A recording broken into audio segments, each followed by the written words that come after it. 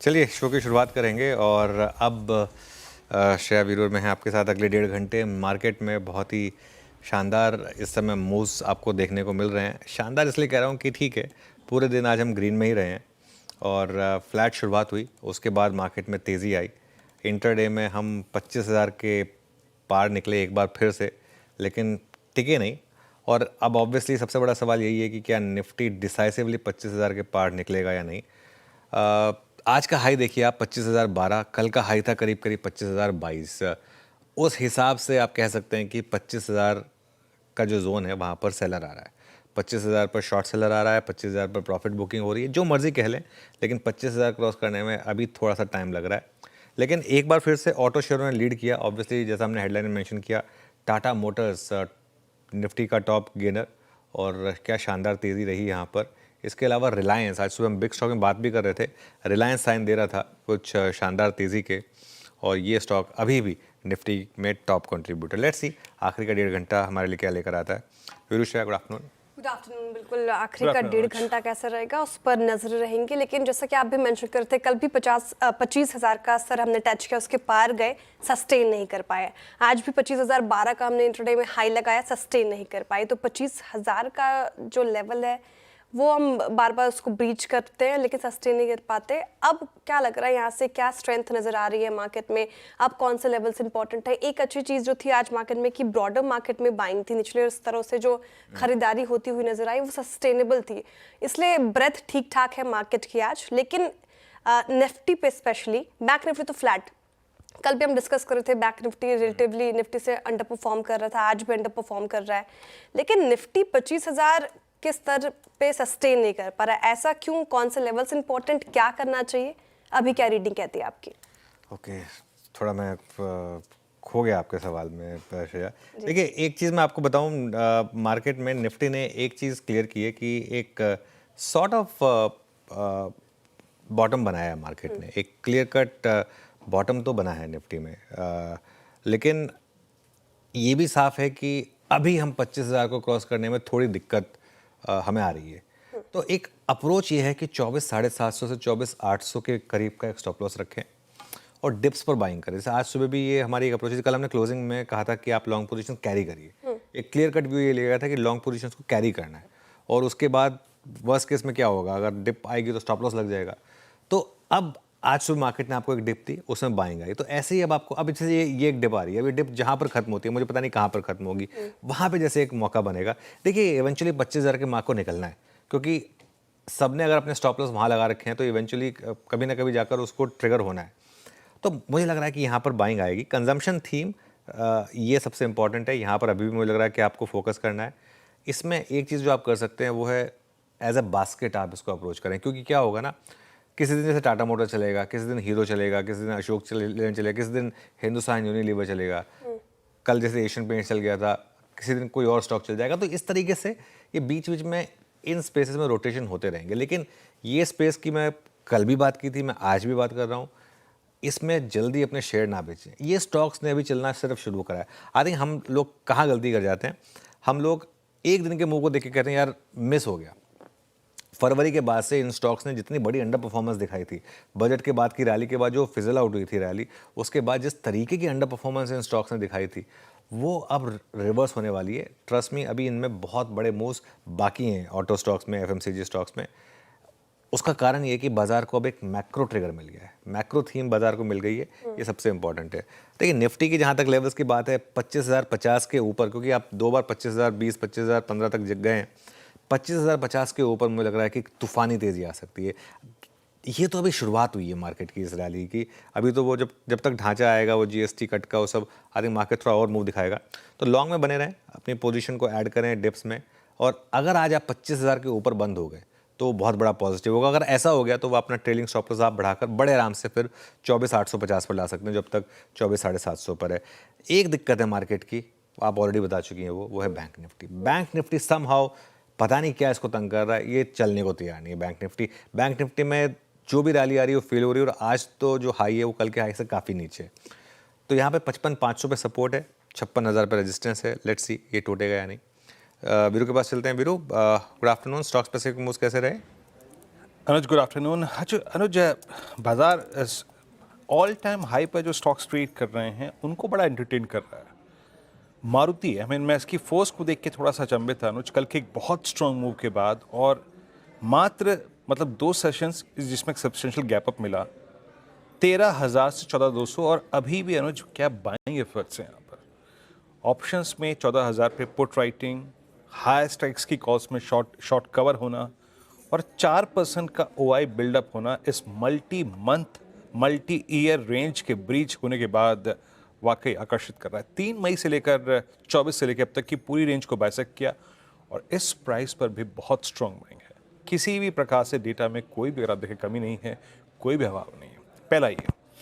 दूसरा है Reliance. With standard disclaimer, इस चैनल का स्वामित्व प्रबंधन रिलायंस इंडस्ट्रीज होल्ड करते हैं, बट एक कहने वाली बात यह है कि यही स्टॉक था जिसने अभी सुबह डाउनसाइड को रेस्ट्रिक्ट किया, कल के लो को प्रोटेक्ट किया निफ्टी के लिए। अब बात कहने वाली यह है कि रिलायंस में अब अच्छी शॉर्ट कवरिंग हुई है। सुबह आपको याद होगा ओआई बढ़ा था, लेकिन अब ओआई घटा है, यानी completely out of grip of short holders. Day high पर 100 काटा, 20 काटा, ओआई शेड हुआ, सुबह 1400 की कॉल में शॉर्ट कवरिंग थी।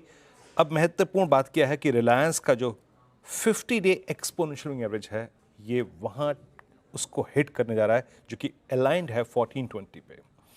तो इस लेवल पे नज़र रखिएगा, महत्वपूर्ण है इसके लिए। और एक है एटर्नल। फिर आज स्टैट्स बहुत एग्रेसिव है, मतलब मारुति और एटर्नल के स्टैट्स इतने एग्रेसिव कि पूछिए मत।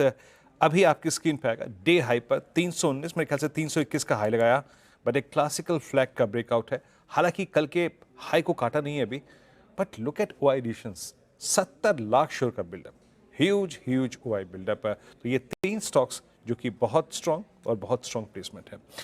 अनुज, अभी ये 25,000 के ब्रेकआउट की जो रेसिपी है वो होगी क्या, मतलब इन्हीं स्टॉक्स के जरिए, या फिर आपको लगता है कि कुछ और आके परफॉर्म करेगा? क्योंकि रिलायंस ने तो कर दिया अपना काम बखूबी, जो करना था, डाउन साइड रिस्ट्रिक्ट कर दिया। सिर्फ बैंक निफ्टी क्या वही अभाव है सिर्फ?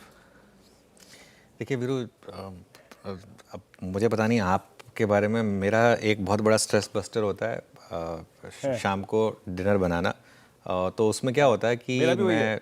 हाँ, तो उसमें क्या होता है ना, एक हिंदुस्तानी डिश अगर आप बनाते हैं तो उसमें कुछ खड़े मसाले, कुछ वो पिसे हुए मसाले, कुछ सब्जियां, कुछ मतलब वो क्रीम, कुछ वो उसको मैरिनेट करना, गार्लिक जिंजर पेस्ट डालना, ये सब डालना, और उसके बाद उसको समय देना, कुकर पे स्लो आंच में पकने देना। अच्छा खाना ऐसे बनता है ना। तो हमारी मार्केट में भी ऐसा है। देखिए आज रिलायंस ने अपना काम कर दिया कुछ हद तक, तो अब वो एक आपका जो मेन इंग्रेडिएंट है वो आ गया है। अब धीरे धीरे इसमें आपके लिए खड़े मसाले, थोड़ी सब्जियां, थोड़ा सा ये सब अब ऐड होंगी इसमें, और धीरे धीरे बाकी कोई ना कोई जुड़ता जाएगा इसमें। अब ये कहना बहुत टफ होगा कि एग्जैक्ट लीडरशिप कहाँ से मिलेगी। लीडरशिप की एक पॉकेट तो बहुत क्लियर है, कंजम्पशन, वो तो मतलब उसमें कोई डाउट नहीं है आपको देखे तो, और वो मैक्रो रीजन से भी है। लेकिन उसके अलावा तेज़ी वाली मार्केट अपने आप ट्रिगर ढूंढ लेती है, जैसे मंदी वाली मार्केट अपने आप ट्रिगर ढूंढ लेती है, तेज़ी वाली मार्केट अपने आप ट्रिगर ढूंढ लेगी वीरू। अब फ्रैंकली इस समय कहना बहुत टफ होगा। By the way as be speaking, Nifty वापस नीचे आता जा रहा है, और ये ऑलमोस्ट कल का मिरर इमेज की तरह बनता जा रहा है, ऑलमोस्ट कल का मिरर इमेज। कल भी देखिए आप 25,000 तक गए थे हम इंटरडे में, और टुवर्ड्स द एंड हम ऑलमोस्ट डे लो पर जाकर बंद हुए थे। बस आज भी ये ना हो, ये थोड़ा सा एक होप होगी। वैसे आज फिर भी एक तरीके से आज का लो कल के लो से ऊपर है, और आज का जो हाई है वो कल के हाई से नीचे है। तो एक इनसाइड डे बनाया आपने एक, लेकिन लीडरशिप कहाँ से आएगी कहना टफ है। लेकिन इस समय मुझे लग रहा है कि रिलायंस और थोड़ा सा कंजम्पशन स्टॉक्स यही शायद लीड करें। चलिए श्रेया के पास चलते हैं और आगे बढ़ते हैं श्रेया में। जी, लेकिन क्योंकि अब वैसे वीरू सर ने सवाल पूछ ही लिया, मेरा भी सवाल यही था, लेकिन कंजम्पशन और रिलायंस को छोड़ दे तो कोई ऐसी थीम जहाँ पे रिलाई कर सके हमारे ट्रेडर्स एंड इन्वेस्टर्स, कोई ऐसा स्पेस जो आपको लगता है यहाँ पर भी अभी उम्मीदें हैं? बिल्कुल, मेरे ख्याल से शिपिंग स्टॉक्स पर फोकस करें। आज जो मुंबई में हुआ है, एक बार आप दिखाइए ज़रा विजुअल्स मुंबई के बारिश के, और मुझे लग रहा है कि अब यहाँ पे बाकी तो कुछ चलेगा नहीं, बाइक तो कुछ चलेगी नहीं, कार वार तो यही आपको ट्रैवल का एक इकलौता ऑप्शन रहेगा। जिस तरीके के विजुअल्स आ रहे हैं ना यहाँ पर श्रेया, वैसे देखिए मुंबई की बारिश, मैं बताऊँ आपको, मैं 2004 में मुंबई आया था, और 2004 में मैं सितंबर में मुंबई आया था। तो मुझे बहुत बोला गया था कि मुंबई की बारिश, बहुत सुना था मैंने मुंबई की बारिश के बारे में कि मुंबई की बारिश बहुत ज़बरदस्त होती है। मैं आया मुंबई में 2004 में सितंबर में, जैसे 9/11 पे आया था मैं। उसके बाद सितंबर पूरा निकल गया, मैं कहा मुंबई में कहाँ बारिश होती है, कोई बारिश ही नहीं हुई। और उसके बाद ऑब्वियसली क्योंकि तब तक बारिश खत्म हो चुकी थी। मेरी फीलिंग्स बयां कर। उसके बाद जब जाके अगले साल 2005 में वो जो डेल्यूज आया था, जिसमें मुझे याद है कि मैं घर वापस निकला था, दादर तक गया था वॉक करके, फिर रियलाइज़ हुआ कि नहीं बेटर रहेगा कि वापस आ जाओ। तो वापस आया था और ऑफिस में मैंने फिर नाइट स्पेंड की थी। तो वो उस तरीके की आज मुंबई को देखकर वापस फीलिंग आ रही है। अब पता है इसमें क्या होता है, मैं सच बताऊँ ना, मुझे कई बार अब लोग कहते हैं जैसे कि ये मुंबई की स्पिरिट है कि देखिए इतना सब कुछ हो गया उसके बावजूद भी लोग लोकल ट्रेन में जा रहे हैं। मतलब ठीक है, स्पिरिट है, मैं मानता हूँ कि स्पिरिट है, लेकिन बियॉन्ड अ पॉइंट स्पिरिट से ज़्यादा मजबूरी भी है। करेगा क्या इंसान इसके अलावा, जिसको और कोई ऑप्शन नहीं है। मतलब ये जो सीन्स हैं, अब कई लोग कहते हैं कि इतनी बारिश अगर किसी और सिटी में हो जाए, न्यूयॉर्क में हो जाए, पेरिस में हो जाए, तो वहाँ भी ऐसा हाल हो जाएगा। मैं उससे फ्रैंकली बोलूँ तो इत्तेफाक नहीं रखता हूँ। मतलब आई थिंक दुनिया की सबसे रिचेस्ट म्यूनसिपैलिटी बॉडी है यहाँ पर। उनका काम है कि इन तरीके की चीज़ों को प्रिडिक्ट करना या इन तरीके की चीज़ों से थोड़ा सा प्रोटेक्ट करना। हाँ, ये सब हो तो थोड़ा सा मुझे ख़राब लगा। सॉरी, मैं थोड़ा सा डाइग्रेस कर रहा हूँ। आपने सवाल पूछा उससे कि ज़्यादातर मैं उस सवालों का जवाब दे चुका था, लेकिन ये जो आज जो सीन्स बन रहे हैं ना, थोड़ा सा मुझे डिसअपॉइंटमेंट है। मतलब मतलब 5-5, 6-6, 10-10 करोड़ के फ्लैट लेते हैं लोग और घर से बाहर नहीं निकल सकते क्योंकि घुटने तक पानी भरा हुआ है। फ़ायदा क्या है ऐसे 10 करोड़ के फ्लैट लेने का, अगर आप इस तरीके से अगर आप स्कूल जा रहे हैं, इस तरीके से अगर आप हॉस्पिटल जा रहे हैं, क्या फ़ायदा है उस चीज़ का।